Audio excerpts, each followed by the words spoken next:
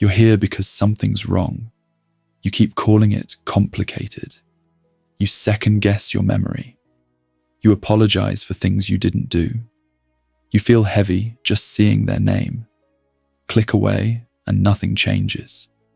You'll keep the name. You'll stay in the chair. Stay until sign 16. You'll finally know what this really is and exactly what to do. Carl Jung said something most people misunderstand. He said the shadow isn't evil. The shadow is everything you refuse to see, everything you looked at and then looked away from, everything you felt and then told yourself you were overreacting, everything you knew and then buried because knowing would have cost you too much, including the truth about who you're sitting across from. This isn't a list of bad behaviors. It's not a diagnostic tool. It's not 10 red flags to watch out for. This is a mirror. By sign 8, you'll recognize them. By sign 16, you'll recognize yourself. Here's the statistic nobody tracks, but everyone lives. Most people spot manipulation years before they leave it. They see sign 3. They feel sign 7. They live inside sign 12 for months. And they stay. Not because they're weak, not because they don't see it, but because seeing something and having language for something are two different things. Language gives you permission. When you can name what's happening, this is gaslighting, this is triangulation, this is the trauma bond cycle. Staying becomes harder, not because the situation changed, because you stopped being able to call it complicated. That's what the 16 signs do. They close the gap between knowing and acting. And they come in 4 phases. Phase 1 is what you called finally meeting someone who gets you. Phase 2 is what had you Googling at 2 in the morning. Phase 3 is where staying stopped being a choice. And Phase 4 is why you clicked this video. Let's start. Sign 1. You're different from everyone else. They said it early, maybe the first week, maybe the first conversation, and you believed them, not because you're naive, but because you wanted it to be true. Everyone wants to be different from everyone else. Here's what you didn't notice. They say this to everyone. The person before you was different from everyone else. The person after you will be too. It's not a compliment. It's a script. A script designed to make you feel uniquely seen. So you'll overlook the speed. Because real connection takes time. Real knowing takes time. When someone claims to know you completely after 7 days, they're not perceptive. They're efficient. The flattery isn't about you. It's about getting you to lower the gate. Sign 2. They love everything you love. The same music, the same films, the same obscure interest you've never met anyone else who shares. They have the same opinions, the same values, the same dreams. You thought, finally, someone who gets it. Here's what was actually happening. Mirroring isn't connection. Mirroring is research. They watched what lit you up and they reflected it back. Not because they share your soul, because they needed you to feel understood, so you'd stop looking for red flags. It's the oldest trick in the manipulation playbook, and it works every time. Because we're desperate to be mirrored. Jung knew this. He said we project our own unlived life onto others and then fall in love with the reflection. The manipulator just speeds up the process. The tragedy is that you weren't falling for them. You were falling for yourself, reflected back by someone who had no self to offer. Sign 3. We were meant to meet. There's a reason we found each other. I've never felt this way about anyone. Destiny language, fate language, the universe conspired to bring us together language. It feels incredible in the moment. It feels like confirmation that what you're experiencing is real and rare and sacred. But real destiny doesn't announce itself in the first month. Real connection doesn't need cosmic justification. The manipulator uses destiny language because it bypasses your logic. If the universe arranged this, who are you to question it? If it's fate, leaving isn't just a breakup. It's a rejection of destiny itself. Jung distinguished between synchronicity and manufactured meaning. Synchronicity is when two things align in a way that feels significant but wasn't caused by either. Manufactured meaning is when someone tells you it's significant so you won't examine it. One is real, the other is a trap. Sign 4. We don't need anyone else. I feel like I can't really be myself around your friends. Your family doesn't understand you the way I do. At first, it sounds like intimacy, like loyalty, like you two against the world. And that's romantic, isn't it? The two of you, sealed off from everyone who doesn't understand. But isolation isn't intimacy. Isolation is stage setting. They need you alone because the moment you tell someone what's happening, really tell them with details, that person will see it. Your friends will see it. Your family will see it. Isolation is how they make sure no one gets close enough to hand you a mirror. By the time you realize what's happening, you've already pulled back from everyone who would have told you. Here's what you called this phase: finally being seen.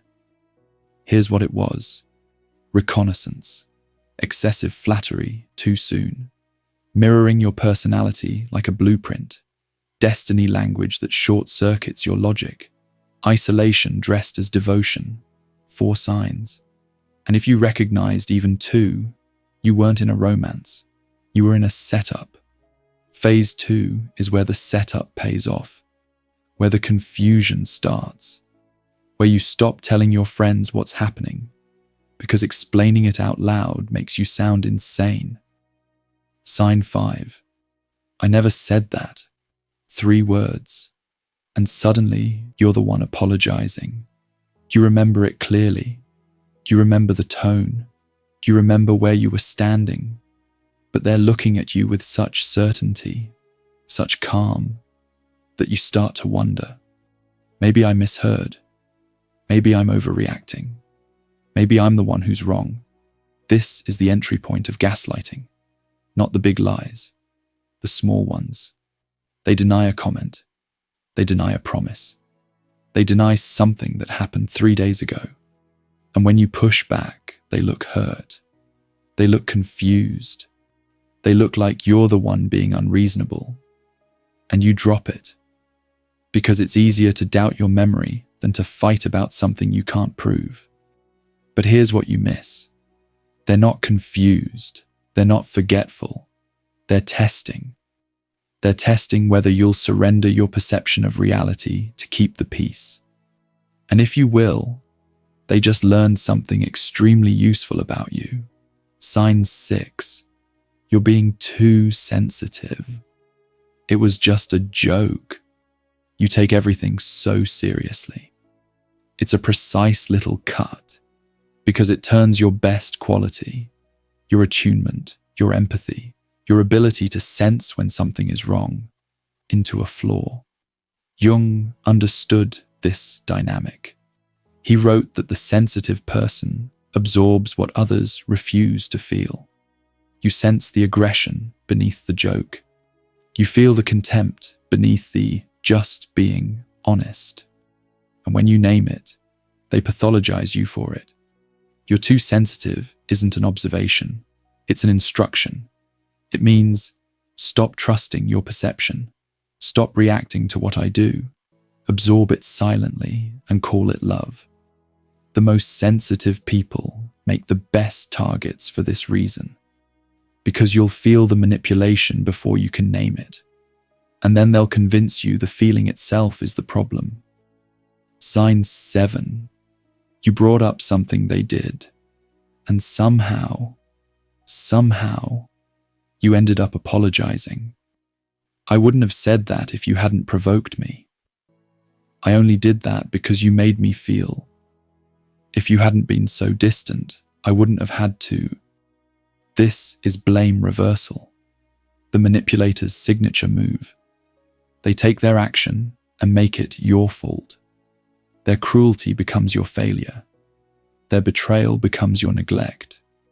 And the ugly part is that it works on people with empathy, because you can see their side. You can understand their frustration. You can imagine how your behavior might have contributed. So you apologize for their action against them, and they accept your apology graciously, which makes you feel like the bigger person, which makes you feel like the conflict was resolved. It wasn't resolved. You just absorbed responsibility for something you didn't do. And every time you do that, the scale tips a little further in their favor. Sign 8.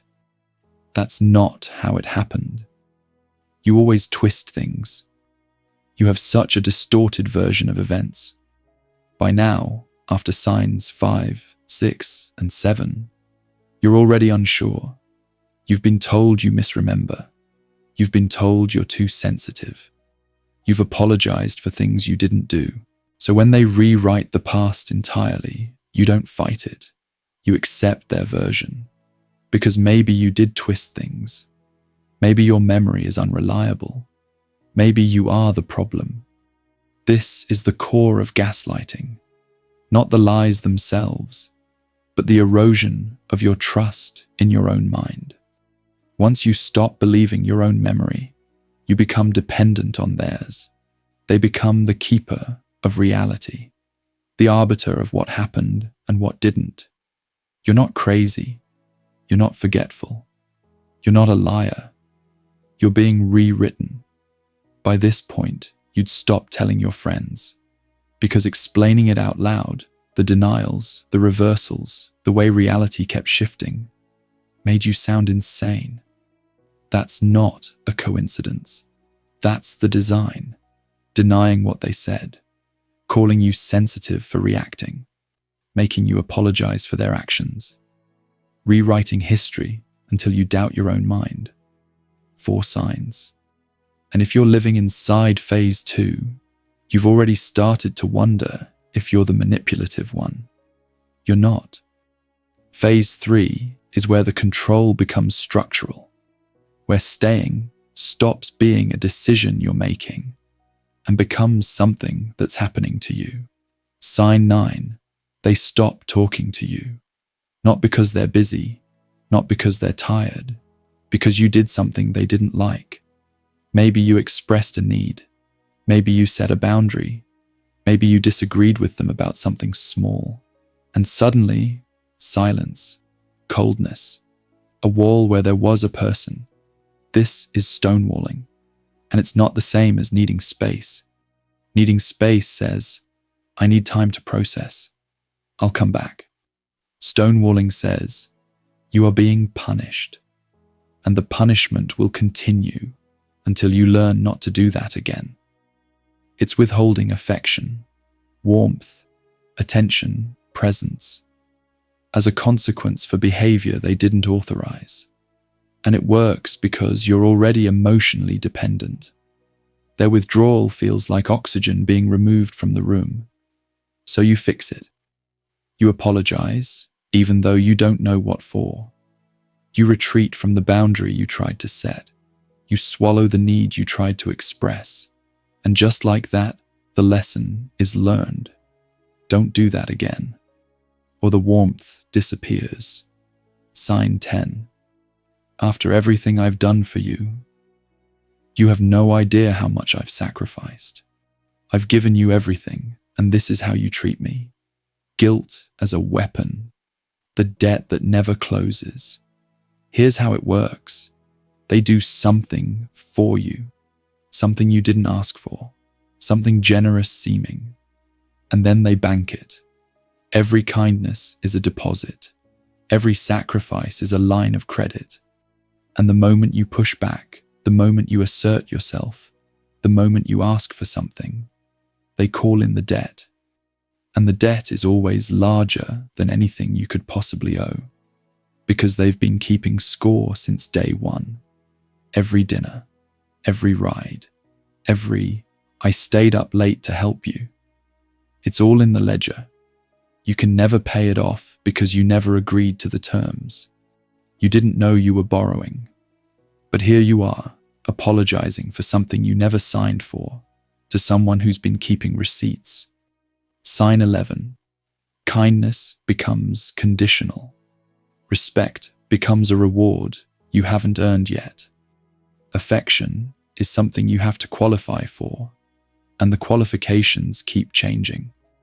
You find yourself thinking, if I just do more, if I just be better, if I just stop making them upset, then things will go back to how they were in the beginning.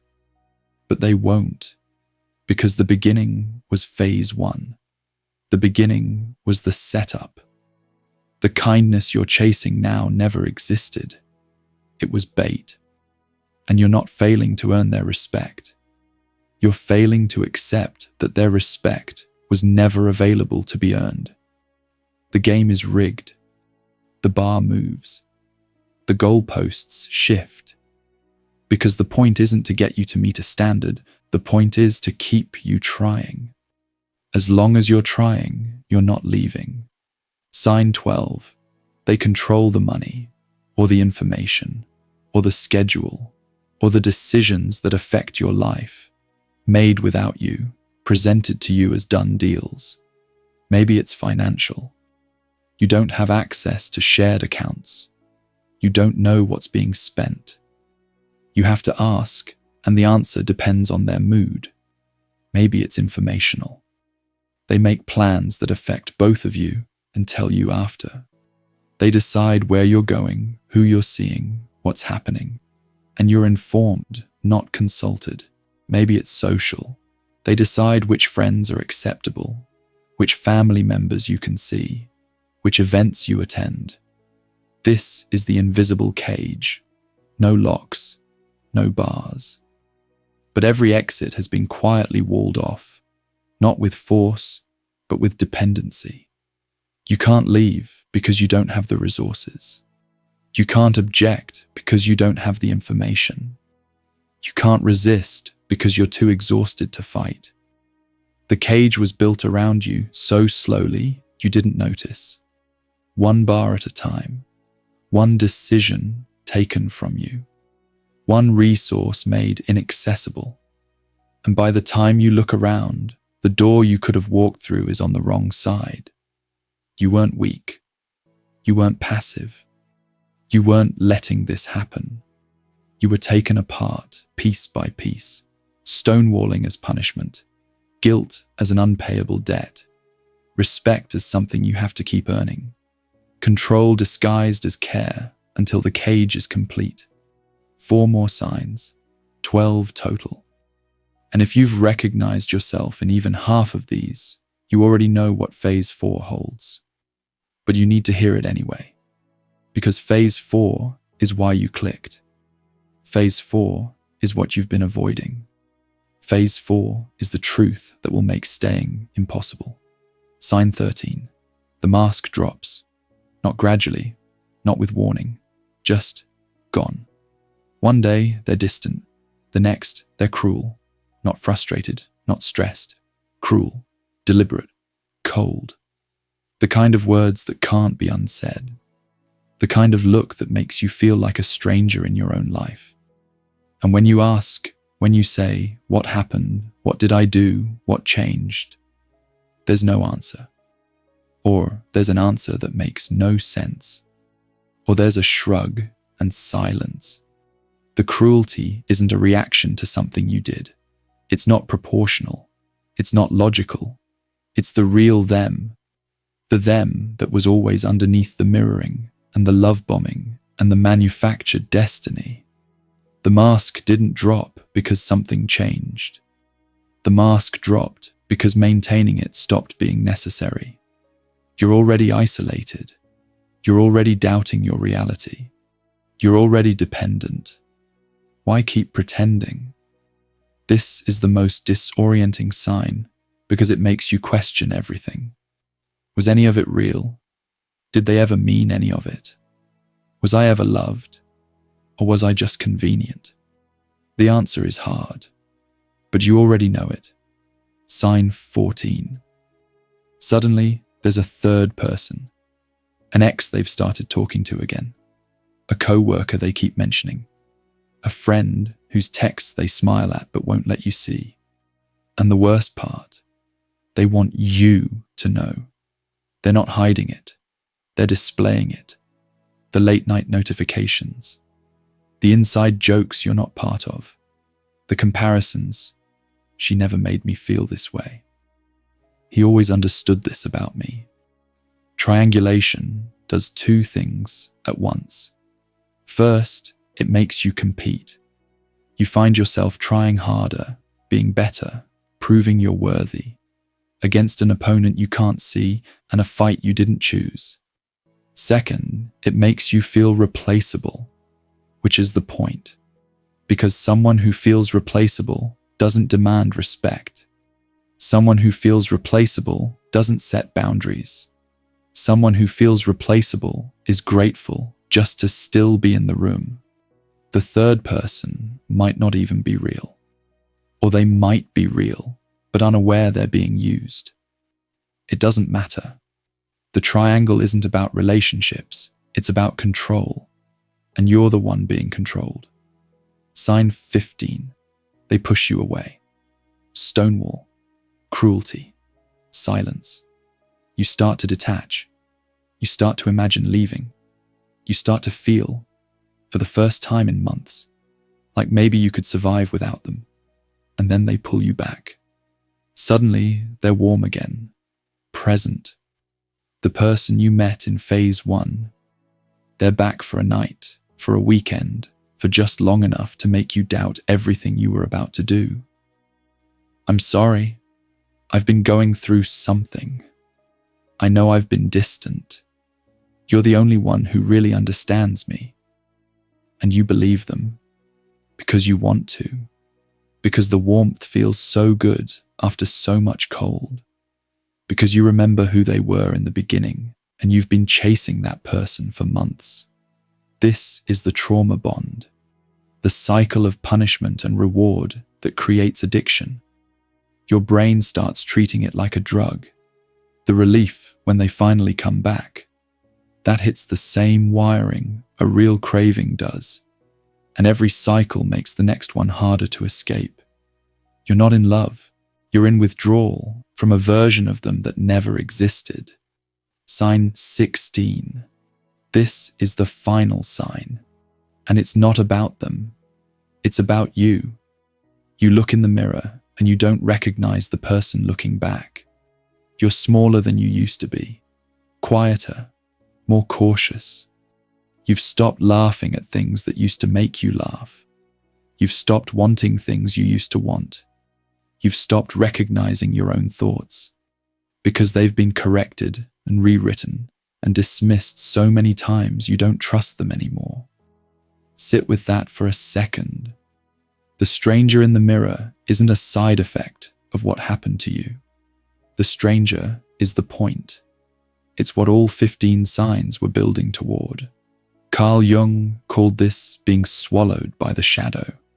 You didn't just endure manipulation. You internalized it. You became what they projected onto you. You absorbed their version of reality until it replaced your own. The person who walked into this, curious, open, alive, has been replaced by someone who is just trying to survive the day without conflict. This is not growth. This is not maturing. This is not what relationships are supposed to do. You've been erased, slowly, methodically, sign by sign. And the only question left is whether you're going to let sign 16 be the end or the beginning. If your body tensed at more than half of these, your chest got tight, your throat closed, your stomach dropped, you already know. Your body knew before your mind did. It always does. Sudden cruelty when the mask became unnecessary. triangulation that made you compete for what was never a prize, the trauma bond, the addiction to the very thing destroying you, and the final sign, the stranger in the mirror. 16 signs, 4 phases, 1 pattern. Jung said, the most terrifying thing is to accept oneself completely. And he wasn't talking about accepting your good qualities. He was talking about accepting what you've been through, what you've allowed, what you've endured, what you've called complicated when it was actually destruction. Because here's the thing about naming something. Once you name it, you have to act. Once you say this is gaslighting, you can't unknow that gaslighting is abuse. Once you say this is triangulation, you can't pretend it's just a jealous phase. Once you say I've become a stranger to myself, you can't keep walking past mirrors. Naming is dangerous. Naming is the first act of leaving, and that's terrifying. Not because leaving is hard, though it is, but because staying means you don't have to face what you lost. Leaving means you have to look at all those years and call them what they were. If you recognized 8 or more of these signs, let me tell you something. You didn't come to this video to learn.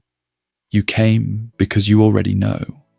You came because you needed someone who isn't inside your life, someone who can see clearly, to tell you what you've been trying to tell yourself. So here it is. Leaving isn't cruelty. It's not abandonment. It's not giving up on someone. It's not a failure of love or patience or commitment. It's choosing yourself. For the first time in a long time. Maybe the first time ever. And I know you've been told that's selfish. I know you've been trained to believe that staying is strength and leaving is weakness. But look at the signs again. Look at what staying has cost you. Look at who you've become inside this. Choosing yourself after years of being erased isn't selfish. It's survival. They'll be fine. They'll find someone else. They always do.